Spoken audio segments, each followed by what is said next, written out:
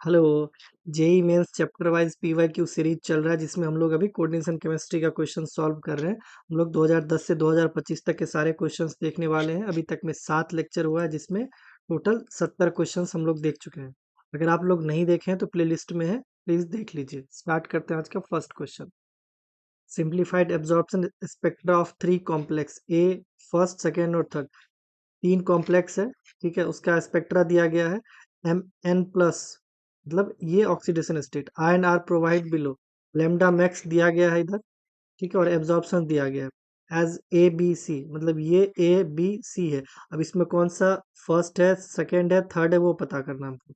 First यहाँ पे दिया गया है, सेकंड भी दिया गया है, थर्ड भी दिया गया है, और इसमें हमको मैच करवाना है। देखो, सबसे पहली बात, एक तो चीज पता होगा, एनर्जी इनवर्सली प्रोपोर्शनल होता है लेमडा के, ठीक है।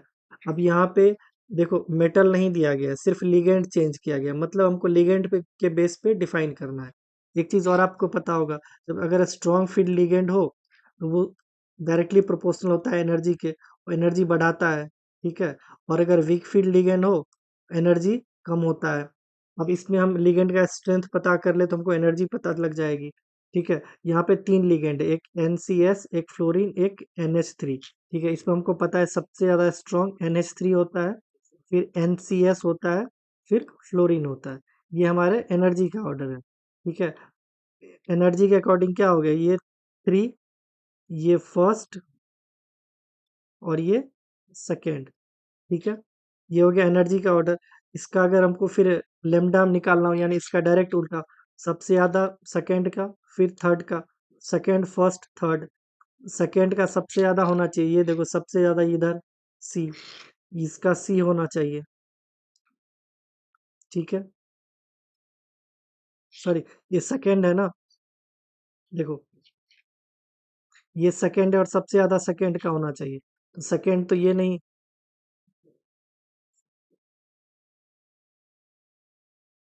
देखो ये है सेकेंड फ्लोरीन, तो ये हो गया सी, सबसे ज्यादा सी है। और सबसे कम NH3 है, NH3 तीसरा, ठीक है। NH3 यहाँ है जो सबसे ज्यादा,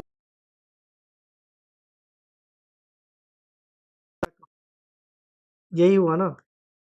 NH3 सबसे कम होना चाहिए, तो सबसे कम तो इधर ए है ना, ये देखो, ये NH3 हो गया क्योंकि ये सबसे कम है। ये सबसे ज्यादा है, ये फ्लोरीन हो गया, अरे बीच में NCS आ गया। ए हो गया NH3, तो यानी ए हो गया NH3, बी हो गया NCS, तो ये हो गया बी, और सी हो गया फ्लोरीन, तो ये इधर फ्लोरीन आ गया। तो ये ए का तीसरा, ओके, ए का तीसरा, बी का बी का पहला, ये रहा बी का पहला, और सी का दूसरा। हमारा फर्स्ट ऑप्शन इस हिसाब से सही हो जाएगा, दूसरा का तो चेक करने की जरूरत भी नहीं है। इसमें हमें एक चीज ध्यान रखना है, एनर्जी फाइंड करना है। एनर्जी किसका ज्यादा होगा, जिसका एनर्जी ज्यादा होगा उसका वेवलेंथ कम होगा, ठीक है। इसका देखो, इसका वेवलेंथ कम है यानी इसका एनर्जी ज्यादा होना चाहिए, इसका वेवलेंथ ज्यादा है यानी इसका एनर्जी कम होना चाहिए, ठीक है। बस इतने पे बात बन जाएगी। Next, for octahedral Mn2 plus and tetrahedral Ni2 plus complex, consider the following statement। हमको इस दोनों कॉम्प्लेक्स के बेस पे स्टेटमेंट को बताना है, सही कौन सा है, गलत कौन सा। Both the complex can be high spin, बिल्कुल सही बात है, हाई स्पिन लो स्पिन दोनों बना सकते हैं ये दोनों, इस पे कोई दिक्कत नहीं। अगर स्ट्रॉन्ग फील्ड लिगेंड आ जाए तो फिर लो स्पिन बनाएगा, और वीक फील्ड लिगेंड आए तो हाई स्पिन बनाएगा, दोनों का सेम है।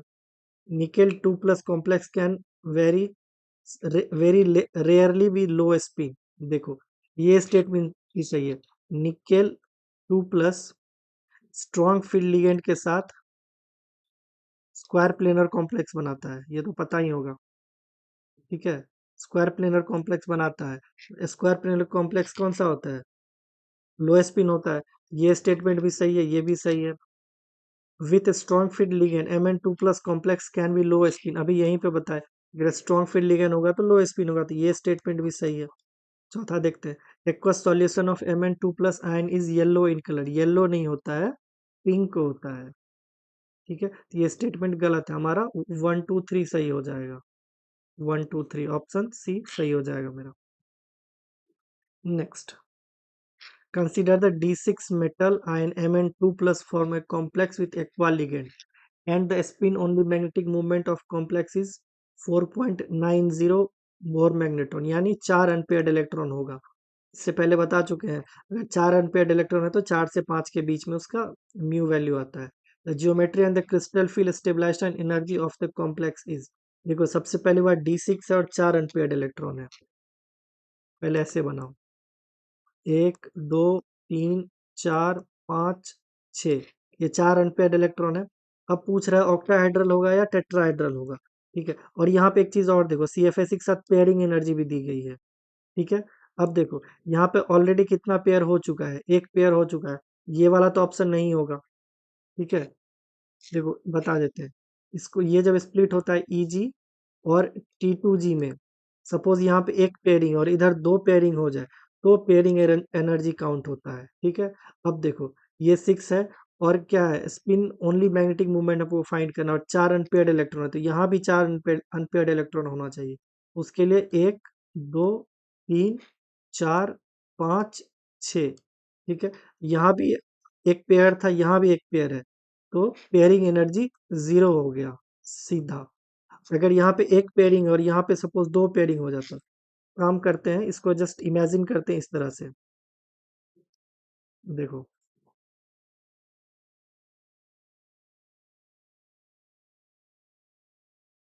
6 है, 5 6, अगर इस तरह से होता यहाँ पे दो पेयरिंग एनर्जी होती, ठीक है।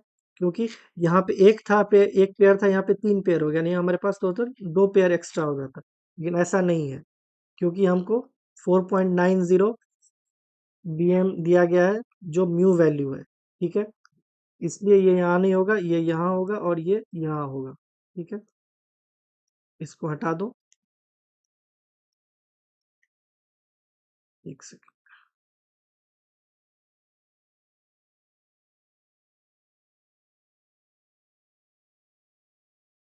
हम्म, ये यहाँ इस तरह से हो गया। ये हो गया ऑक्टाहेड्रल का। अगर हमको टेट्राहेड्रल का बनाना हो तो 1 2 3 4 5, 1 2 1 2 3, सॉरी ये नहीं होगा ना, टेट्राहेड्रल में तो उल्टा हो जाता है, यहाँ नहीं होगा, यहाँ आ जाएगा। टेट्राहेड्रल में T2 ऊपर जाता है और E नीचे आता है। इसमें भी 1 2 3 4 5 6, यहाँ पे देखो 1 2 3 4 5 6, ऐसे इसमें भी 4 अनपेयर्ड इलेक्ट्रॉन है और एक ही पेयर इधर भी है, एक ही पेयर इधर भी है, तो इसमें भी 0 पेयरिंग एनर्जी हो जाएगा, इसमें भी 0 होगा। इसलिए मैंने पेयरिंग एनर्जी वाले को डायरेक्ट हटा दिया, ठीक है। अब इसका CFSE काउंट करो, देखो नीचे वाले में -0.4 मल्टीप्लाई करो और ऊपर वाले में 0.6 प्लस, तो यहाँ पे आ जाएगा 1.2, यहाँ पे आएगा 4 इलेक्ट्रॉन है, -1.6, ओवरऑल -0.4 ऑक्टाहेड्रल का आएगा, ठीक है। -0.4 ऑक्टाहेड्रल का है, नहीं है, तो बच गया टेट्राहेड्रल, यही होगा आंसर। बट इसका चेक कर लेते हैं हम लोग फिर से, देखो इसमें -0.6 मल्टीप्लाई होगा और इसमें +0.4 मल्टीप्लाई होगा, गुना जितना इलेक्ट्रॉन, इसमें देखो 0.6 इंटू 3, ये हो जाएगा -1.8, और ये होगा +1.2, क्योंकि 0.5 इंटू 3 इलेक्ट्रॉन, यहाँ पे -0.6 इंटू 3 इलेक्ट्रॉन, ये ओवरऑल आ जाएगा +1.2 -1.8 -0.6, ये हो गया डेल ई, हमारा यही आंसर हो जाएगा। ये इससे पहले बता चुके हैं, इसको किस तरह से याद करते हैं हम लोग। देखो टोटल 5 है तो नीचे 5 लिखो, नीचे 5 लिखो। अब ये टोटल 3 है तो यहाँ 3 आ जाएगा, ये टोटल 2 है तो यहाँ 2 आ जाएगा, ये -0.4, ये +0.6, जो नीचे रहेगा वो माइनस, जो ऊपर रहेगा वो प्लस। उसका रीजन है, यहाँ पे 5 ऑर्बिटल थे, जो ऊपर गया वो प्लस चल बन गया, जो नीचे आया वो माइनस आ गया, ठीक है। उसी तरह टेट्राहेड्रल में इसको पलटा दोगे, ये वाला वैल्यू ऊपर चला जाएगा और ये वाला वैल्यू नीचे आ जाएगा, लेकिन माइनस और प्लस का साइन सेम रहेगा, ठीक है। इसका आंसर ऑप्शन बी सही हो गया। Next, the D electron configuration of, इसका डी इलेक्ट्रॉन और इसका डी इलेक्ट्रॉन रिस्पेक्टिवली। देखो ये आयरन रुथेनियम ऑस्मियम, यानी ये 4D का है, 4D का है तो सारा इलेक्ट्रॉन पेयर हो जाएगा, ठीक है। स्ट्रॉन्ग, ये इसमें स्ट्रॉन्ग फील्ड लिगेंड की तरह काम करेगा, ये लो स्पिन बनाएगा। D6 है, 2 3 4 5, ये ऐसे होगा, 1 2 3 4, सॉरी पेयर होगा सारा, 5 6 7 इस तरह से होगा। ये क्या कहलाता है, T2G6। Eg में एक भी इलेक्ट्रॉन नहीं है तो Eg 0, T2G6 Eg 0, तो ये नहीं होगा, ये नहीं होगा। अब इसको देखते हैं, ये D6 है, ठीक है। अब इसमें स्ट्रॉन्ग फील्ड लिगेंड तो नहीं है, ये वीक फील्ड लिगेंड की तरह काम करता है, तो इसमें 1 2 4 5 6, क्योंकि स्ट्रॉन्ग फील्ड लिगेंड नहीं है तो फिर पेयरिंग नहीं करवाएगा। इसमें हो गया T2G, नीचे कितना 4 इलेक्ट्रॉन है, और ये Eg है, Eg में 2 इलेक्ट्रॉन है, तो यहाँ पे गलत हो गया, ये हमारा सही हो गया आंसर, ऑप्शन सी, ठीक है। नीचे वाले को T2G बोलते हैं, ऊपर वाले को Eg बोलते हैं। अगर स्ट्रॉन्ग फील्ड लिगेंड है तो पेयरिंग होगा, अगर स्ट्रॉन्ग फील्ड लिगेंड नहीं है तो ऊपर चला जाएगा। मतलब अगर पेयरिंग एनर्जी, अगर CFSE ज्यादा है पेयरिंग एनर्जी से, तो इलेक्ट्रॉन ऊपर चला जाता है। अगर पेयरिंग ज्यादा हो गया CFSE से, तो फिर पेयर हो जाता है, ठीक है। इसमें ये केस लागू होता है और इसमें ये केस लागू होता है, okay. Next, the electronic spectra of so a single broad peak with a maximum at, ये पीक दिया गया है, मतलब ये डेल ओ दिया गया है। The crystal field stabilisation energy CFSE kilo joule per mole में पूछ रहा है, और 1 किलो जूल पर मोल का वैल्यू सेंटीमीटर में दिया गया है, ठीक है। अब देखो, सबसे पहले तो इसका CFS निकालो, टिटेनियम स्कैंडियम टिटेनियम, अगर D2 होता, यहाँ पे +2 होता, ये +3 है यानी D1, ठीक है। D1 के लिए क्या होगा, 1 2 3 4 5, यहाँ एक इलेक्ट्रॉन, ऊपर गया 2, नीचे आया 3, क्योंकि ऑक्टाहेड्रल कॉम्प्लेक्स है, नीचे T2G, ऊपर Eg, इतना तो समझ में आ गया। अब देखो, एक इलेक्ट्रॉन है, एक यहाँ आ जाएगा, इसका वैल्यू क्या था, -0.4, ठीक है। -0.4 इंटू 1, यहाँ पे हो गया -0.4, ठीक है। इसमें मैग्नीट्यूड को हम लोग काउंट नहीं करते, इसलिए प्लस रखो माइनस रखो कोई फर्क नहीं पड़ता। अब देखो, CFSE equals to 0.4 del o, यही आया। डेल ओ का वैल्यू दिया गया है, तो CFSE निकालना है, सिंपल। 0.4 इंटू 20300, ठीक है। ये किस में आया, सेंटीमीटर इनवर्स में। अब यहाँ पे हमको पूछ किस में रहा है, किलो जूल में, और कितना दिया गया है, 1 किलो जूल इक्वल्स टू 83.7, ठीक है। इसको अगर हमको किलो जूल में बनाना है तो इसमें हम 83.7 से डिवाइड कर देंगे तो हो गया आंसर। ये डिवाइड करोगे तो अराउंड 97 के आसपास आएगा, जो हमारा ऑप्शन डी में है। हमारा ऑप्शन डी सही हो जाएगा। Next, the one that can exhibit highest paramagnetic behaviour among the following is, देखो इसमें हाईएस्ट पैरामेग्नेटिक बिहेवियर पूछ रहा है। Highest paramagnetic behaviour means highest number of unpaired electron. Highest number of unpaired electron किसमें, नीचे से चेक करना शुरू करो। देखो टिटेनियम +3 यानी D1, ये +5 में है, +5 में क्या हो गया, D4, ठीक है। अब इसमें देखो, ये +6 है, ये D6 है। अब इसमें देखो, इसमें पेयरिंग एनर्जी CFSE से कम है, ठीक है। मतलब पेयर नहीं होगा, देखो पेयर नहीं होगा, D4 1 2 3 4 ऐसे हो जाएगा। अब यहाँ पे D6, यहाँ पे स्ट्रॉन्ग फील्ड लिगेंड है और D6 है, तो पेयरिंग हो जाएगा, 1 2 3 1 2 3 4 5 6 D6, तो यहाँ पे एक भी अनपेयर्ड इलेक्ट्रॉन नहीं है, यहाँ पे एक है, और ये 4D का है PD, इसमें भी लो स्पिन आएगा। तो सबसे ज्यादा अनपेयर्ड इलेक्ट्रॉन किस में है, कोबाल्ट में है, D4, तो सबसे ज्यादा मैग्नेटिक मूवमेंट इसी का आएगा। इसका म्यू निकालोगे तो n इंटू एन प्लस 2, ये रूट में, इसमें n का वैल्यू 4 रखोगे, सबसे ज्यादा मैग्नेटिक वैल्यू आएगा, मतलब highest paramagnetic behaviour, option C ही शो करेगा। The crystal field stabilisation energy CFSE, इस कॉम्प्लेक्स का CFSE पूछ रहा है। देखो ये +3 में है, +3 में कोबाल्ट D6 होता है, ठीक है। अब D6 ड्रॉ करो, 1 2 3 4 5, 1 2 3 4 5 6, एक पेयर हुआ, 1 2 3। अब देखो D6 ये वीक फील्ड लिगेंड है यानी पेयरिंग नहीं हुआ है। 1 2 3 4 5 6, यानी यहाँ भी एक पेयर था, यहाँ भी एक पेयर था, तो पेयरिंग एनर्जी तो जीरो हो गया, जीरो। इसको तो यहीं हटा दो। ठीक है, अब देखो इसमें -0.4 से मल्टीप्लाई करना है और इसमें +0.6 से कर दो मल्टीप्लाई। इसमें +0.6 से करना है तो 0.6 इंटू 2, ये हो गया 1.2। इसमें 0.4 से इंटू 4, ये हो गया -1.6। टोटल हो गया -0.4 plus zero pairing energy, -0.4 del O. हमारा आंसर ऑप्शन बी सही हो जाएगा। Next, the pair in which both the species have the same magnetic movement, यानी same number of unpaired electron. इसमें कितना कॉम्प्लेक्स दिया गया, एक क्रोमियम का है, एक आयरन का है, एक आयरन का इसके साथ है, अमोनिया के साथ, ये तो हो गया। फिर कोबाल्ट है, देखो टेट्राहाइड्रल है ये। ठीक है, अब इधर देखो COOH होल 4। ठीक है, पहले देखो क्रोमियम H2O होल 6, ये +2 में है यानी D4। D4 मतलब 4 अनपेयर्ड इलेक्ट्रॉन। अब देखो ये टेट्राहाइड्रल भी देख लो पहले, COCl4 2-, ये किस में है, +2 में यानी +2, तो D7। अब D7 टेट्राहाइड्रल है, 1 2 3, सॉरी 1 2, ये नहीं होगा, 1 2 3, तो 7, 1 2 3 4 5 6 7, यानी इसमें 3 अनपेयर्ड इलेक्ट्रॉन है। ठीक है, अब देखो ये Mn तो कॉम्प्लेक्स MnH2O होल 6 +2, यानी +2 में है तो D5 हो गया, D5 मतलब 5 अनपेयर्ड इलेक्ट्रॉन।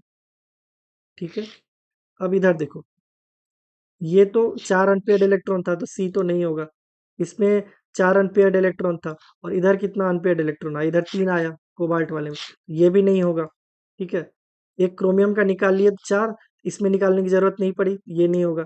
इसमें निकालने की जरूरत नहीं पड़ी, ये नहीं होगा। अब इसको देखो FeOH, Fe H2O होल 6 2+। ठीक है, और कौन बच गया, COOH होल 4 2-। ठीक है, और एक बच गया ना FeNH3 होल 6 2+। ठीक है, FeNH3 होल 6 2+, Fe+2 में D6, और ये NH3 स्ट्रॉन्ग फील्ड लिगेंड की तरह बिहेव करता है, इसमें 0 मान के चलो। अब यहाँ पे देखो FeOH होल 6 यानी +2 यानी D6, और H2O को हम लोग वीक फील्ड लिगेंड मानते हैं, इसमें 4 अनपेयर्ड इलेक्ट्रॉन आएगा। ठीक है, इसमें 4 अनपेयर्ड इलेक्ट्रॉन आया और इसमें भी 4 अनपेयर्ड इलेक्ट्रॉन आया। हमारा आंसर क्या हो गया, ऑप्शन ए। ठीक है, इसको अगर चेक करना हो, ये भी टेट्राहाइड्रल है। अब टेट्राहाइड्रल CO फिर OH होल 4, ये -1 आता है, यहाँ पे D7 आ जाएगा। देखो एक OH-1 तो 4, तो -4, इधर -2, x-4 = -2, x = +2। ठीक है, अब कोबाल्ट, कोबाल्ट D7 निकालें अभी, टेट्राहाइड्रल, इसमें 3 अनपेयर्ड इलेक्ट्रॉन। ठीक है, और इधर कितना आया, 4 अनपेयर्ड इलेक्ट्रॉन, सॉरी इधर जीरो, जीरो अनपेयर्ड इलेक्ट्रॉन आया ना, इसमें 3 इसमें 0, ये ऑप्शन भी नहीं होगा हमारा, तो हमारा ऑप्शन ए सही हो जाएगा। इसमें कुछ नहीं है, बारी बारी से सबका ऑक्सीडेशन स्टेट निकालो, कॉन्फ़िगरेशन चेक करो, इसमें अनपेयर्ड इलेक्ट्रॉन सेम आ रहा है, वो हमारा आंसर होगा। हमारा आंसर ऑप्शन ए सही हो गया। Next, consider the del o greater than p, the magnetic movement in BM। देखो रुथेनियम, इसमें तो सारे के सारे स्ट्रॉन्ग फील्ड लिगेंड होते हैं, ये आयरन का है, आयरन रुथेनियम ऑस्मियम यानी D6 स्ट्रॉन्ग फील्ड लिगेंड होगा, पेयरिंग हो जाएगा 1 2 3 4 5 6। अनपेयर्ड इलेक्ट्रॉन है ही नहीं, तो मैग्नेटिक मूवमेंट तो जीरो आएगा, क्योंकि μ = N × N+2 होता है, और N = 0, तो μ = 0, सिंपल, इसमें 0 हो जाएगा answer. Next, the value of the crystal field stabilisation energy for high spin D6 metal ion in octahedral and tetrahedral. देखो D6 metal ion high spin, तो ये पहले देखो 1 2 3 4 5, इसमें देखो पेयरिंग एनर्जी की बात ही नहीं की गई है, इसमें हम लोग डायरेक्ट स्प्लिटिंग वाला ही ड्रॉ कर देते हैं, T2G और EG। ठीक है। ये ऑक्टाहेड्रल का है, T2G नीचे और EG ऊपर। टेट्राहेड्रल का T2 ऊपर, EG नीचे। D6 यानी एक, और देखो हाई स्पीड यानी पेयरिंग नहीं करवाना है, 1 2 3 4 5 6, इसमें 1 2 3 4 5 6, इसमें -0.6 से मल्टीप्लाई होगा, इसमें +0.4, इसमें -0.4 से मल्टीप्लाई होगा, इसमें +0.6। ठीक है, ये कितना आया 1.2, ये आया 4 इंटू 0.4, ये हो गया 1.6 माइनस का, ओवरऑल -0.4 इसका ऑक्टाहेड्रल का। ठीक है, इसमें देखो +0.4 इंटू 3 +1.2, इसमें -0.6 इंटू 3 -1.8, ये आ गया -0.6, कितना डेल्टा पी। अब देखो -0.6 -0.6, ये दोनों को हटा दो, अब ऑक्टाहेड्रल ये देखो, ये भी हट गया, एक यही बच गया, आंसर ऑप्शन ए हमारा सही हो जाएगा। हम लोग 2020 तक पहुंच गए हैं, आज भी 10 क्वेश्चन ही करने वाले हैं हम लोग। मिलते हैं नेक्स्ट लेक्चर में। Thank you.